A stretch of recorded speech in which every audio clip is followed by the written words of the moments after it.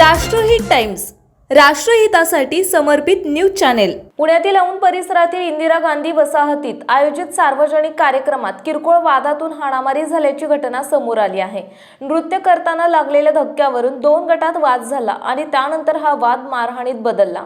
मिळालेल्या माहितीनुसार इंदिरा गांधी वसाहतीत एक सार्वजनिक कार्यक्रम सुरू होता।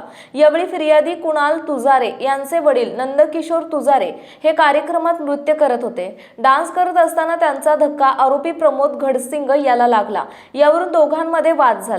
वाद वाढल्यानंतर आरोपींनी नंदकिशोर तुजारे यांच्यावर मारहाण सुरू केली। हा प्रकार पाहून कुणाल तुजारे आणि त्यांचा पुतण्या मध्यस्थी करण्यासाठी गेले, मात्र आरोपींनी त्यांनाही मारहाण केली। या घटनेत कुटुंबातील एकूण 4 जणांना लाथाबुक्क्यांनी आणि हाताने मारहाण करण्यात आली। या प्रकारामुळे परिसरात काही काळ तणावाचे वातावरण निर्माण झाले होते। घटनेनंतर कुणाल तुजारे यांनी चतुःशृंगी पोलीस ठाण्यात तक्रार दाखल केली। त्यांच्या फिर्यादीवरून पोलिसांनी प्रमोद घडसिंग, समीर घडसिंग, भैया सरवदे, तेजस देवकर आणि ओंकार पाटोळे या 5 जणांविरुद्ध गुन्हा नोंदवला आहे। पोलिसांनी या प्रकरणाचा तपास सुरू केला असून सार्वजनिक ठिकाणी शांतता भंग करणाऱ्यांवर कठोर कारवाई केली जाईल असे सांगितले आहे। या घटनेमुळे नागरिकांमध्ये नाराजी व्यक्त होत आहे।